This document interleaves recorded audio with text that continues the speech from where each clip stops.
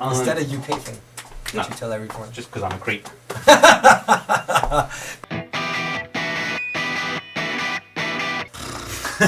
It's really hard. You can get plastic surgery and change your name. Yeah, but That's an option. That costs, man. Yeah. You got how many organs you got? You can afford to sell a couple. True. Come on, now. True. I'm sure you can find some money. Yeah, I thought about this. That's not medical advice, kids. Don't do that. No. Don't sell your organs and get plastic surgery to look like somebody else and change your name. Don't do that.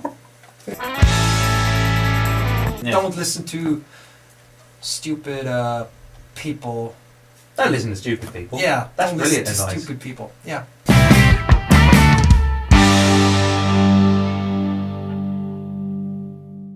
Hello and welcome to another episode of Charlytalk. This is still a show where I, the lead singer of indie rock band Charlywood, talk to musicians about making music. This is a show designed to support the local indie music scene, so we have signed artists as well as unsigned artists on here, and in order to really support people, we need a lot of subscribers. So please consider using the subscribe button below. That would really help us out in promoting the scene. Thank you very much. And this week I am joined by the lead singer of indie rock band Please Madame, Dominik. Dominik, welcome. Thanks for coming in. Hey, Andy. All right, Dominik, let's start by showing the people what you guys are all about. Which track shall we show the people 40 seconds of? I'm going with our latest single, Rome, because I really love the video. I love the crew who worked with us on it. And I love the song. It's very important for me, and that's what we're going to show. Okay, shout out to the crew. Here we go! Ill definitions will define themselves before anxiety helps me again. Travel back to Rome, look for when it broke. We'll never find it again. At least my hands stop hurting. Travel to LA, I'm way too far astray. Confusing danger with fear from all the pills I've taken. Broken birds alive, should I deal with it? I'll never know what's gonna happen next. Promise of foreverness, should I deal with it? I'll never know what's gonna happen next. Yeah, so there you go. Very much an indie rock guitar band, right? Yeah, I think so, yeah. Cool. So maybe you want to start, as with most people, if you could just give us a bit of biography. Tell us what you're all about and where you've come from. Yeah, the band originated in Salzburg. Laurens, Martin and I, we went to school together. It was very, like a cliche, like a school band thing. Get a lot of that in here. Oh yeah, it was the best time though, so the cliche is very good for us, or it's very good for most people. Yeah, and we kind of got to know each other through music. I mean, I know Martin from way before. We know each other since 20 years, I think. But Laurens and I, we teamed up and we made a lot of music and we played around and we did stupid stuff and we stopped going to school and we had really bad grades. So that went good for us. No, but we shared mutual love in music, and with Merlin back then, we got our first drummer. And 2 years ago, Niklas joined us because Merlin had to. He had this other dream where he would be a pilot, and it came to fruition. So we said, Merlin, don't worry, Amazing. we got someone else. Commercial pilot? Oh no, not commercial, private, but Okay. like in a private airline thing. Yeah. Cool. And now Niklas is here, and we are very happy because he's a awesome guy. He has a lot of musical knowledge, and yeah. He's a new drummer. Yes, he's our new drummer. And ex-drummers flying billionaires around the world. In Yeah. private Yeah. jets, right? Yeah, and hopefully us too soon. Excellent. Excellent. Yeah. So you finished school after you no longer had to go there, or you dropped out like No, 15? we all finished school. You and got all the way through. We all had our matura in 2013, 2012, I think. I don't know anymore. And then we had to go to Zivildienst and Bundesheer. Right on. And then me and Laurens moved here to Vienna from Salzburg for studying. Mhm. Martin followed along. Martin moved back though this year. Last year, it's 2019. And Nicholas is also based in Salzburg still. All right. Yeah. First album, when did you make that? 2015.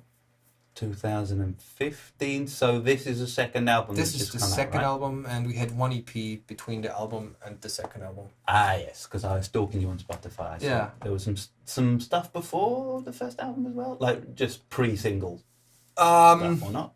There was stuff, but nothing that we would like to show. But it's on Spotify. No, Okay, hell so- no. This is like Practice very songs. sensitive. This is Okay. very sensitive The stuff. secret archive Yeah, stuff. a friend of mine. After your death, maybe that'll come yeah, out, right? No, not even. Not no, even, no. Not I even think after you've died in your even private after jet. I died in my private jet. Tragic private Yes, jet crash. yeah. The classic. Yeah. Not No, even then? even no, because I think I would be still embarrassed in wherever I go after I die. Yeah. You think no, it would? Actually, the singer of Naked Cameo, Lucas, Yeah. he sent me a text last I don't know 3 weeks ago, and he was like, "Damn, I found your first EP lying around in somewhere here at a girlfriend's house," and I'm like, Burn it with fire! Burn it! "Holy, please don't listen to it." And he was like, "Already did, nice scream," and I'm like, it was really embarrassing. But no, it was our first experience, but Sure. it wasn't under this name. Yeah, it was under this name actually. Yeah, All right. but it's very embarrassing. So Yeah? we Well- deleted all of it. We only have like this one box in our rehearsal room, and we cannot bring ourselves to burn it because it's like Yeah. memories, you know. Sure. Yeah. You might listen to it sometimes. No, Never listen to it. Just No. remember. It might be better than you remember. no, Might be better than you remember. I don't think so. Yeah, but it's unrealistic to start writing songs and expect to nail it the first time, right? Yes, this is. I think we had to learn this the hard Yeah. way. People get discouraged because they try and Yeah. write a song and it Yeah, and sounds it pants. sucks. And Yes. they're like, oh, that's so awful. You know, when I listen But to of our course. first songs, or when I play, because I know our first songs we wrote, Yeah. our first songs that we actively wrote, you know, like with mindset to it, Yeah. they sucked. They sucked real bad. Huh? But you know, everyone starts out like this, and if you want to be I don't know, if you want to go into writing, your first book will not be good. No, Probably not. And your second will also not be good. Nope. It will take you like 30 tries. Maybe someone is very gifted and it takes Yeah. him 5 tries, but the first time no one's good. Yeah. Yeah. Yeah, but, you know, write songs and play them in front of people and be bad. And then, Yeah, and then eventually, worst case, you get used to playing in front of people and you're comfortable sucking in front of people Yeah, eventually. And then, yeah, that's or important as well. or people just never come to your shows again, which is very much on the table as well. You can get plastic surgery and change your name. Yeah, but That's an option. That costs, man. Well, Yeah, you got, how many organs you got? You can afford to sell a couple. true, Come on now. true. I'm sure you can find someone. Yeah, I thought about this. That's not medical advice, kids. Don't No, do that. no. Don't sell your organs and get plastic surgery to look like somebody else and change your name. Don't do that. Yeah, so what was it that drove you towards music? Did you have a mentor, or was there a dramatic early musical experience that gave you the idea of pursuing it seriously? No, I think there wasn't a thing that happened I could narrow it down to, but I think that my dad, he always brought in his old CDs and his new CDs he bought, and we listened to a lot of stuff. From Lynyrd Skynyrd to Pink Floyd to the Stones to Eminem and the Red Hot Chili Peppers. And I think he shaped my musical mind, but I never actively listened to music until I was like 12, I think. Or like, I listened to music, yes, but at the age of 12, when I had a little bit of background with music because I played the recorder and then I started playing guitar, then I had like this mind where I could really listen to music. Like I could hear, okay, so this is a bass drum and the bass drum needs to sound like that, so I understood the music better. Tell me what year it was when you were 9, roughly. What we're talking about? 2003. Oof. Okay, so the internet was already well underway. The internet was good, but YouTube was a music listening place? yeah, 2003? Yeah, I think so. Right. But I actively started to when I moved from from the Volksschule Yeah. to the Gymnasium. I started to like really use the internet as a source for my music, and we started listening with Laurens and Martin in the class. We started listening to Limp Bizkit, Linkin Park, Metallica, and we were really big into Metallica back then. And I think that kind of started the spark, and we played a lot of Metallica songs because I think I have this little ADHS, so I drummed on everything I found, and then when I sat at the drums for the first time, I was like, damn, I think I can play this, and so I played the drums in our very first musical group. Iteration. Yeah. Cool. We sucked. Yeah. And we only played Metallica songs, and we were so loud, and I think I have hearing problems because of that. Playing the drums without hearing protection. Yes. It's a All terrible day idea. long, after school for hours. I was walking down the road with the wife the other day, and we walked past a car that had one of those polecat protection alarms on it, super high frequency. Yeah. And she went, ah! And you were And like... I was like, what's up? Have you got stomachache or something? And she's like, no, can't you hear that? I was like, what? It's a really high pitched noise. No, I can't hear it. Don't know what you're talking about. That's a sign that you're getting old. Dude, standing next to a bassist for, what would it have been, 5 years? Yeah. Every Friday for 2 hours, like Yes. this close to the drummer I was standing You next don't to. wear hearing And protection. not in those days, I didn't. Oh, okay. I had some, but I kept losing them. That was the problem. This is why we got in-ear now. Yeah. Wow. It's much quieter on stage. No, because if you play like 7 shows in a row, and every day you're already fucked after soundcheck because Sure. the Monitors. monitors, they're blaring at you so loud. They have and to then, be if you're going to use monitors. Yeah, of course, because everything is so loud, and Mm-hmm. and after the show we were so trashed, not because of the alcohol, but because of the loudness, and everyone had a headache, and we couldn't stand it. So I was the first to say, guys, I'm out.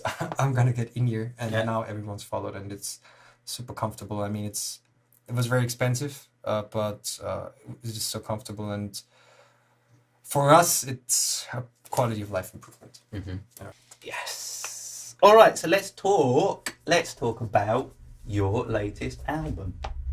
Yeah. I forgot to write down on my notes what it's called. I was giving it a good old It's listen. called Young Understanding. That's what it's called. Yeah.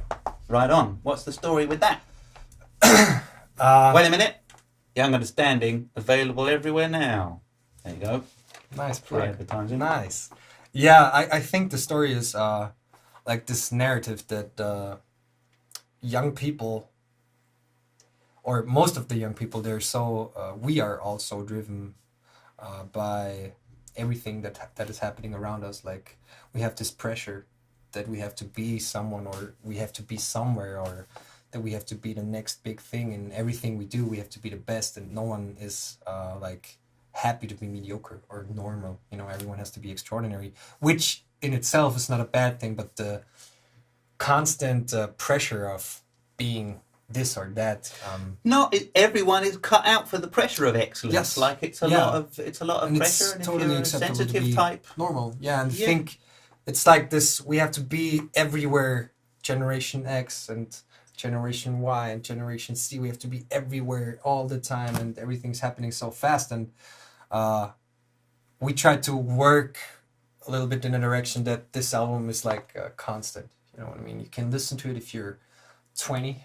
You can listen to it if you're 12, and you can listen to it if you're 60, and you will still be able to like get out this message that you want to hear. Because we write a lot of songs about us. I can't write about anything else because I think personal topics are more suitable for our music. So we write a lot about the things that move us, you know, and yeah, that's what we tried on the songs. We wrote we wrote a lot about friendship and love and friends and sucking at stuff and Broad themes. Listen to the lyrics. I also got that impression that you deliberately wanted to keep it accessible and broad. Yes. And it's a very nice, accessible poppy sound as well. Like it's that's what we were guitar stuck with, music, but yeah, very accessible and very mixed in a very modern way. It's very fresh sounding. Thank you so much. It's a nice album. Yeah, that's what we tried to go for. Yeah. Also, you know, every song has like a particular story we wanted to tell, but we try to write in a way that, you know, there's Rome, and it's about a very personal story in my life. So I wrote it in a very personal way, but we try to keep it as broad that people can interpret anything they want. So this guy comes up to me at a show and he's like, "Oh my God, your Rome song, it's such a love song, and I love it so much. And my girlfriend broke up with me, and I'm so sad, but this song helps me." And I'm like, "Yeah, man, Good. I'm sorry that your girlfriend broke up. A love song, it's but fine. not about love." You didn't tell him that, right? No, Okay, no. He was like, "I don't know if the song is about love, but it speaks to me." And I'm like, "My God, I could write so beautiful." And this is what we're going for. Like, make up your mind and be whoever, or let it, listen to it, and then take from it what you want. And be whoever you want to be while listening to it. I think that's also very important. Sure, and that's what real like great pop music does, of course. It leaves enough space, of course, for the listener's interpretation. Yeah, because if I want heavy music, you know, if I want to like be in a certain place, I listen to certain music. But the albums I keep going back to all the time are the albums I can listen to if I'm happy and I'm sad, you know, or like excited or like in a suicidal mood, you know, like those are the albums I love listening to that I can listen to all the time. You get suicidal a lot? No. Okay, that's good. But you know, I know people are struggling with it, and listening to Radiohead can help, but I don't know if it helps everyone. You know what I mean? And yeah, it's questionable. Yeah, questionable. Yes, it's the question of whether that's a self-fulfilling prophecy. Like it speaks to you, but should you really be amplifying those kinds of feelings? I mean, I do that all the time, and I think you do it too, and I think everyone does it. You know, sure. Sometimes you're in a bad mood and you don't want to be in a good mood. You want to just be in a bad mood, and then you lay in bed and you're like, "Damn, I'm gonna listen to some Radiohead now," or I don't know, like sad songs. We're not qualified psychologists, so I'm not really sure about that question, but I certainly would understand both sides of that argument. It's important to experience your feelings, also the negative, dark, unpleasant ones. They need to be acknowledged and experienced, but there comes a point where I think that becomes unhealthy wallowing. Yes, of course. Well. Yeah, sure. I mean, you have to get yourself out of the hole then. Yeah. But it's hard, you know. Love me a bit of Radiohead though. Oh yes. Yeah, Laurens is our guitarist Laurens. He's a Radiohead fan, I would say. No, he loves it so much, and he's a proper guitar nerd. Oh man! Seen the size of his pedalboard. You don't need to tell me anymore. I've seen it. Yes, I've seen his pedalboard. Yeah, I know. No, it's like he's got a gear problem, right? A big one. Yeah. You know, like other rockstars have a drug addiction. He has like a guitar addiction. It is nearly as big as Levi, the Charlywood guitarist's pedalboard. Nearly as big. I'll show it to you after it's in there. Yes. It's just no, I'm a sucker for good pedalboards, man. It's awesome. Like the sounds you can create with just pedals. Because there's this argument in the music world, right, where people think that the sound comes from the guitar and the amplifier and the player. And yes, I agree. But then there's guitarists, like really famous ones, that say, if you use pedals, you fucking suck. And I'm like, no, this is not what it's about. You can be a great guitarist and still only play one note, but you move it into something completely different, and that is fine too, you know, because that is an art form, and playing guitar really, really good is also an art form. And I love creating sounds with pedals and playing around with it and experimenting with it. But that's, you know, I understand also the argument from certain people that I know who might be watching this now and will know that I'm talking about them, who say, yes, but that's not guitar playing, that's sound design, which is a legitimate part of music making. Yeah. It's production and it's sound design. Yeah. But for them, that's not like instrumental, because it's not your interaction with the instrument. It's what happens after your interaction with the instrument. But I don't get upset about it, but I know people who do. It's very funny to watch them. It's really not important. It's really funny to watch. Yeah, also Laurens is a great guitar player, so he has both figured out, you know. No, it's totally legit. Yeah. It's totally legit. Whatever, just let everyone get on with it. That's what I say. Yeah, it doesn't matter. Whatever you want. Yeah. So the album, did you have a producer with that, or what was the recording process? Yeah. So at first we went into my grandma's what's it called, a little house in the garden shed, I think. Shed? Call it Summer house? Yeah. No, it's like really tiny. It's like that's a 2 shed. by 2. Yeah, That's it's a shed. It's All a right. shed. And yeah, we locked ourselves in at 40 degrees, and we had a lot of fun writing. And we wrote, I think, 15 songs over the whole summer and a little bit before and after. And then we approached Georg, our producer, and he was very excited to be working with us. And we went to the Gab factory in Vienna, and we worked out the songs, we worked out the details, we worked out where we want to take this while playing, because our process is like we do everything on the computer because it's much easier to, and you're not disturbing the neighbors. And also I love the creativity side of it, to just go in front of the computer, pick a guitar up and then play. And So you DI'd everything? Oh yeah, we DI everything. Yeah. Standard procedure these days. Yeah, and I love just to be able to, like, if I want a different sound for anything, I can just put it on and it's okay. And if in a rehearsal room, if you write songs in a rehearsal room, it's like, if I have an idea, I have to tell everyone, and then everyone's playing something different, which is beautiful too, but it's very frustrating at times. So we kind of moved that process to the laptop, and we work on it together still, but like in a more settled way. And then we went to Georg and we recorded with him. The recording started in, I think, September or October, and we had a producer, Georg, and we had an engineer, Uli, and they're so nice. They were so great to work with, because we never worked with like a team before. You know, we always had like one guy. You're with another label now, right? Yeah. Clio Records. It's the son of our producer, Jonathan. He runs the label, so everything stays, in the house. Keep it in the family. Yes. And the experience was awesome, because sometimes it was only me there, sometimes it was only Laurens there, sometimes Niklas was alone there, and it's like sometimes we've all been there together, and the experience was it was so it was family, like, you went in there and you got a coffee and you chatted a little bit, you had a smoke, and then you got on with the recording, and while recording you talked about different stuff, and you felt so respected in the space as a musician, because I think that today in this world where we live in, our now scene, it's often that people like look down on each other, you know what I mean? Like the big media, or I don't know, someone looking down on smaller bands because, oh my God, your sound, it's not so cool, and then it was like a safe space for us, and it was awesome, and I felt very respected. So the process was really good, and I think the input of Georg and Uli, because he was only the engineer, but he went hard in sound design, and also he had ideas for the songs. Working with a producer is crazy, because you're always in your own head, right? Sure. All the time, and then you go to someone else, and then he suddenly is in your head as well, and it's crazy, creepy, but awesome. Cool. Yeah. Yeah, you can be. And we're still friends, so That's a result. Yeah. That's a result.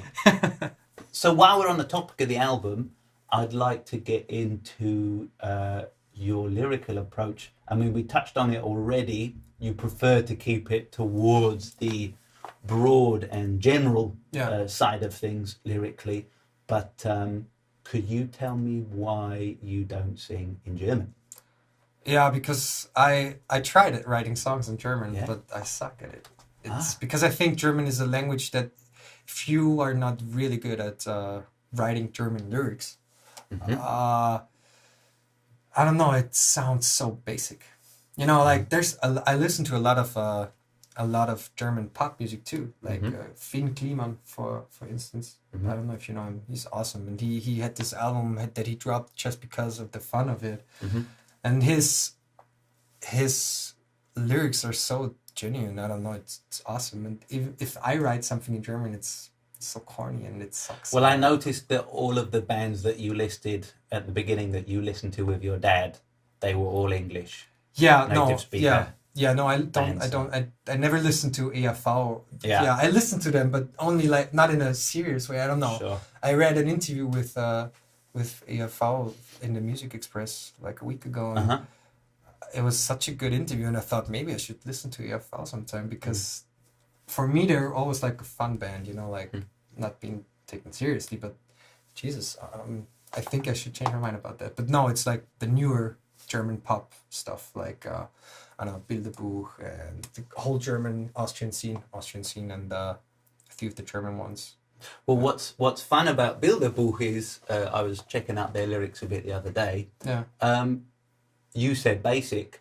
They have taken basic and run with it. Like, yes, yeah. It's banality taken to its extreme, of course, which is a very interesting idea. Yes, I also think that the whole cloud rap scene... Embracing like, banality. Yes, yeah. Very interesting idea. And I love that. I love Young Hoon and I love Rin and I love the whole cloud rap scene because it's like...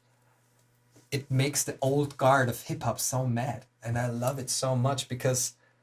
Get off your high horse, man. It's the same with Bilderbuch. Or, I don't know, anyone who did something new. And the old guard of rock and roll said, oh my God, you can't do things like that. With Nirvana, for instance, right? Everyone was like, oh my God, they're playing only 4 chords. They suck. But no, you're too old to understand. Or that's what I think about it. And it's awesome. It's all cyclical. Like the more the previous generation of musicians were into... breaking their heads over perfect turns of phrase and beautiful lyrical couplets and things like that, the more the next generation is just going to trash it. And I think that's the beauty of music, right? Sure. Everyone can do whatever they want. And I think Bilderbuch, they brought it to the next level, right? Yeah, man. Yeah. And I think that's so cool that you just be yourself. You do what you do, and then maybe it will work for you. But, that's why I don't write in German. Yes, doesn't feel... it doesn't feel right. I think that's the basic answer for that. It doesn't feel right. And try singing about love in German, man. Alex. It's really hard. I think I will. It's really hard. People suggest that I should write some German songs, but really, yeah. You never did. Why? For me, it would be. Well, I did actually start just experimenting and messing around, but for me, it's a serious question of authenticity. Like, for me, musical expression has to be able to speak to other people. They have to understand where you're at, whether you're explicitly saying that with the lyrics or you're just expressing something through another aspect of the music, but that is on some level to enough people universally understood. Yes. So for me, music has to be able to do that. Depending on the genre, that spectrum is broader or more narrow, but there has to be an element of authenticity, in my opinion, for that to even work. Yes. And for me, like singing in German, I just feel weird doing it, so it wouldn't be good. Yeah, the other way around, I don't feel I don't feel weird if I sing in English, you know what I mean? Because that's what we tried to like have this big breakthrough with a long time ago with major labels, right? So we approached them and everyone was saying, yeah, nobody wants to listen to an Austrian guy. It's not hot right now. Yeah. Nobody wants to listen to an Austrian guy singing in English.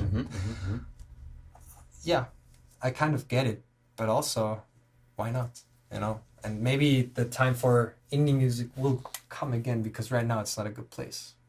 No, but you guys are doing all right. You're playing quite a few concerts. Oh yeah, going around quite a lot. It's okay. Got some concerts coming up in May. A little. Yeah, Germany. We have a Germany tour. Yes. Germany.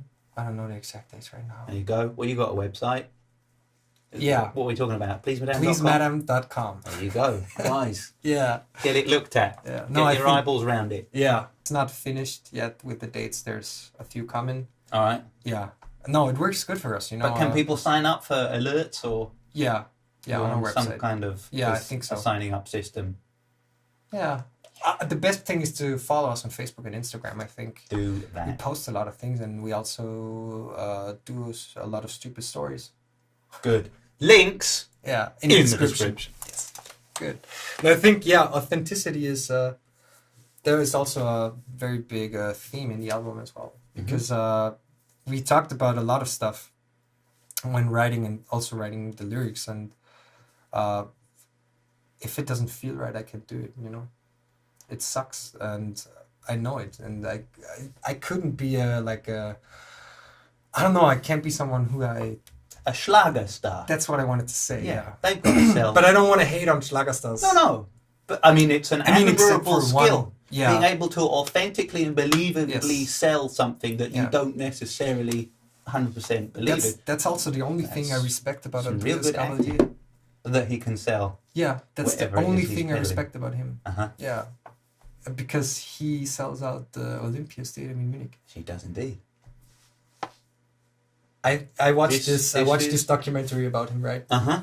And I was so stunned the Mhm. whole time because I was like, man, you suck, but that's awesome, man. Not a fan, but No, I mean, no. he's doing very well. Yes, we and cannot that's- argue That's good for against him. this. Good for him. Whatever else he's doing is up Yeah. for discussion, but he's selling a lot of tickets. This is an undisputable fact. Yeah, and it's good for him. You know, who am I to judge someone's music? Right. Because there's so many people judging music all the time, Yeah. and I do too. But I try not to, because if you think about it, then there's people like writing and putting their heart in it, and then I come and say, "You suck, you suck, you suck." No, it's not right. Yeah, as long as you're not promoting harmful Yeah, and regressive ideas, which Yeah. potentially, could damage people. I think I totally agree with you, yeah. Yeah. Complete change of subject. Fun question. If you had to play another instrument, you can't play the guitar, you're rhythm guitar at the moment, right? yeah. If you can't play the guitar anymore, what instrument would you play and why? I play the drums. You'd be back on the drums. Yeah, How far did you take the drums before you moved to rhythm guitar? like how good I'm. Yeah. I would say like rhythm wise, I do good, but I'm not the best technical player. There's like those metal guys that can hammer the double pedals down. I'm not. No, that's not my thing. But I would say I'm a decent drummer. Yeah. I was talking So to loud, a... it's so loud, and you can all the shit that you had the day, you just put it out on the drums. Yeah, it's good. It's an awesome instrument as well. I think some drummers have been, because I also follow a lot of drummers, and they really put the instrument to new spaces, because the hip hop drumming right now, the drummer for Kendrick Lamar, for instance, they're all so good.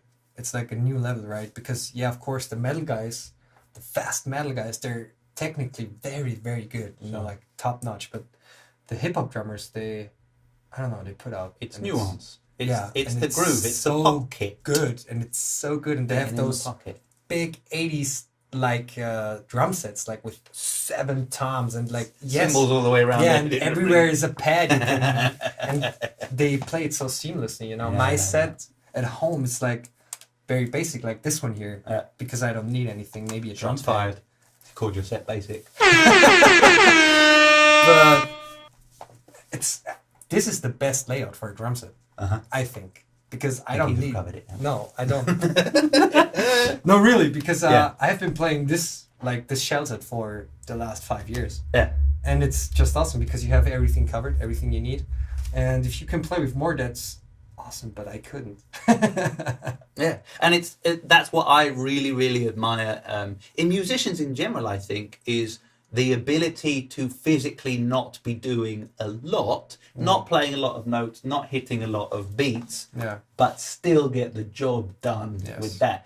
That to me is always going to be more impressive than mechanical Yeah. ability. Yeah, sure, 20 notes a second is impressive, and I go, yeah, well Wow. done. But you have to practice a lot to be able to do that. Yeah. But I get bored after a couple of songs of that. I'm like, okay, yes, well done. Carry on, turn it off, put something else on. Yeah. And these guys, like these hip hop drummers, they're just playing with such nuance and subtlety, and there's so much feeling in the few hits that they're doing. Because like a slow hip hop Yes. group, you're not hitting It's a lot of awesome. stuff much. There's Yeah. not a lot of actual hits happening. But if you listen to a really amazing hip hop drummer and then you listen to a normal drummer playing the same beat, Yeah, it would be different. worlds apart. It's Yeah. totally different.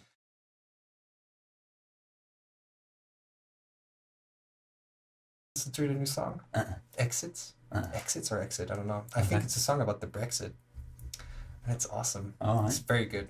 I think Yannis is a very special guy. Okay. He can write lyrics.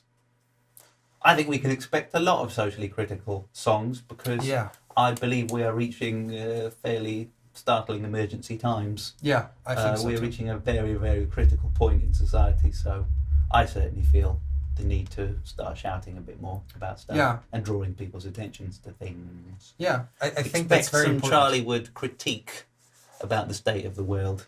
It's good. Very I soon. think it's very important, especially for musicians and artists to like the, because you know the people, like normal people, they tend to listen to other people, especially people that are in the spotlight. That's why it's very important to know if you are a famous person, that everyone's looking up to you, and you got to realize your voice is heard, and that you. Yes, there is a certain element of responsibility to being. Nothing I have to worry about, thankfully, not being famous. Yeah, So. I think for us it's like in the middle. You know guys what are I on. mean? Yeah, man. Yeah, it's like. What's that song? 500,000 listens on Spotify. I saw. Oh yeah, it's called Be My Ending. Yeah. Yeah, fuck. 500,000. Did that get on an advert or on a film soundtrack, or how did that No, happen? we were on a show on Charlytalk. Okay. Do What's you know that? Joko and Klaas? No. The German comedians. Right. The small one and the big one. Okay. Yeah, and they had this late night comedy show. And Cool. we've been invited to them. Nice. Yeah, it was really nice. That like kick-started our career. Sure. Yeah, Sure. it's very good. That's why we can play in Berlin now.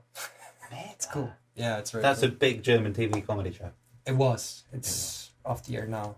And everyone's doing their own. That wasn't your fault, though. I hope not, man. But I don't know for sure.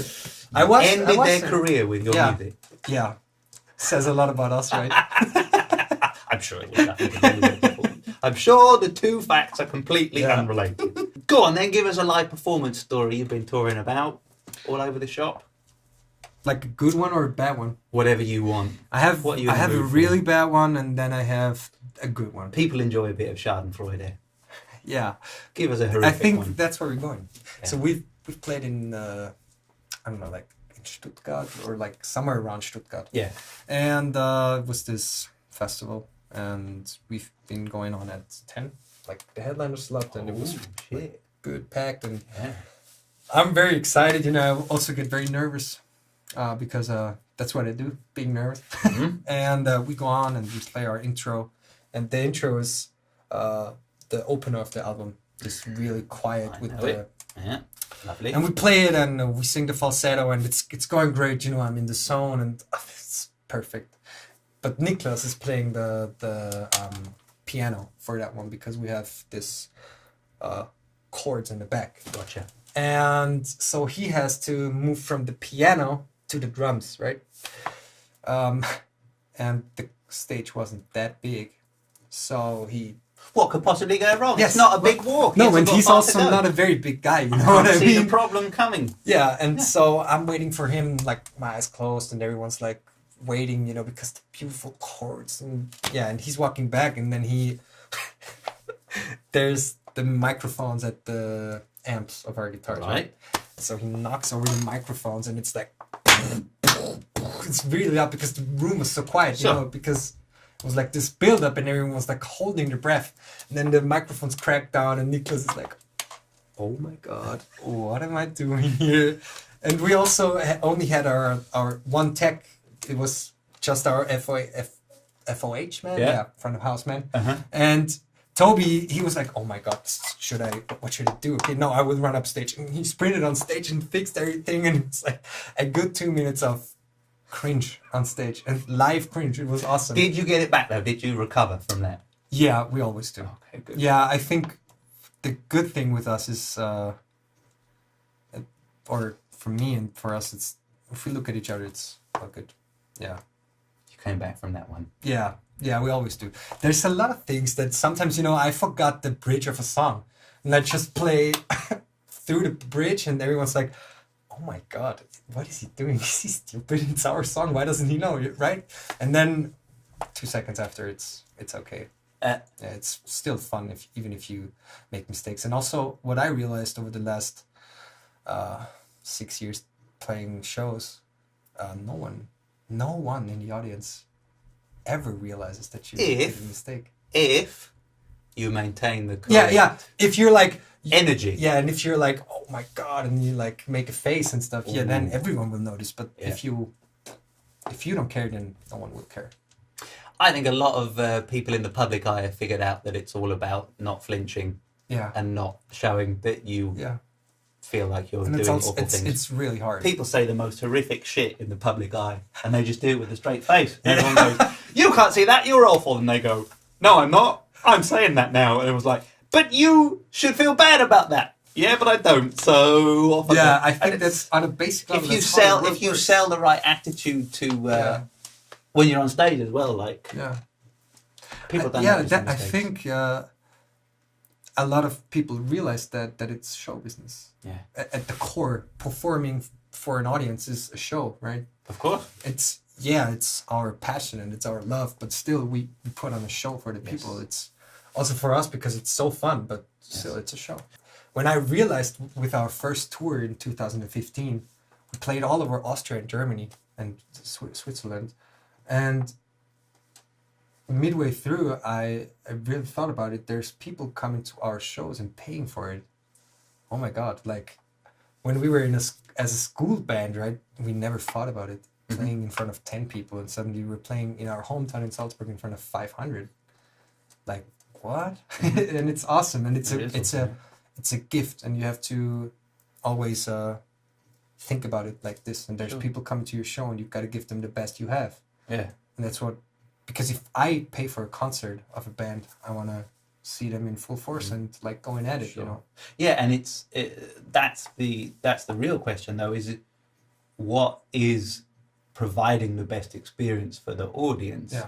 And it isn't seeing you play everything absolutely perfectly. They all want the to see time. us, right? That's boring. Yeah, it's it is. boring. Yeah. If you're not close to the edge of fucking up, Yeah. like if you're not walking the line Yeah. of complete chaos, Yeah. it's boring to watch. Yes, it It's is. really boring to watch someone play perfectly and be 100% in control because they're concentrating 100% on Yeah, because whatever you're it is also that they're standing doing. there and you're Could be like, playing the drums or whatever. Yeah, nobody you're wants not going to see make it. any mistakes, but No. everyone's going to. Yeah. It's dull. Yeah. I mean, there's bands who do that, but it's a different kind of music, Play right? perfectly. Yeah, that's an experience as well. But you know, even those ones have to think about how they're generating. Yes, of course. And I think you can tell which ones are with the room and which ones are just making sure they don't fuck up. Yeah. Yeah, and you know, you have in the time that you've been working as a band, you've got to like a decent level in the music scene. Congratulations again on that. Thank you. So you're in a position to perhaps give a bit of advice for young musicians watching, like what has worked, what hasn't worked, what would you avoid if you had to do it all again, or what definitely did work and you would encourage people to do. Yeah, I mean, first, thank you. I think we reached a level where we're comfortable right now. Cool. I think we want to go like far beyond that. You know, it's the dream. But for young musicians, I would say never stop. Practice your instrument. It's because, you know, if you can't play the guitar, there's no point in writing songs. I think if you're decent, never stop playing and never stop writing songs, because you will eventually get better. But I think you need the drive, you know, like the motivation. Always do what you think is right. Never listen to people who say you have to be different to make money, because that will only fuck you over. And I think that will make you unhappy. I don't know, because no one's ever said to us, be like this and you get a lot of money. But I would never do it because I think music is an art form, and if I only get a lot of money and I'm not doing what I want, then it sucks. So I think be yourself and try to be special while being yourself. You know what I mean? And every person has this thing, or every band has this thing that makes them special, even if they're just the friendly neighborhood boys or girls. You know what I mean? Mm-hmm. But in every one of us. Practice a lot. Yeah. Practice a lot. Figure out who you are and be that. And be that, Don't listen to stupid people. Don't listen to stupid people. Yeah. That's don't brilliant listen to advice. stupid people. Yeah. That's an excellent bit. If people look Avoid down to that. you, avoid them. Don't listen to stupid people. Yeah. Good. And on that note, advice for life, not just for the music industry. On that note, Yeah. I'd say we wrap it up there. Dominic, thank you very much for coming in. Thank you so much for inviting me. All the links to the stuff that Dominic and I have been talking about that can be linked is in the description, so do check that out. And Smash that like button. Smash that subscribe button. Dominic's into smashing of buttons, so he encourages you to do so. Yeah. No, actually, I just wanted to say it. I don't have a YouTube show. I just wanted to say it one time. I don't feel comfortable telling you to smash buttons. Just Don't smash it. Just click it gently. computer equipment's expensive. Yeah, true. I worry. All right, see you on the next episode of Charlie Talk.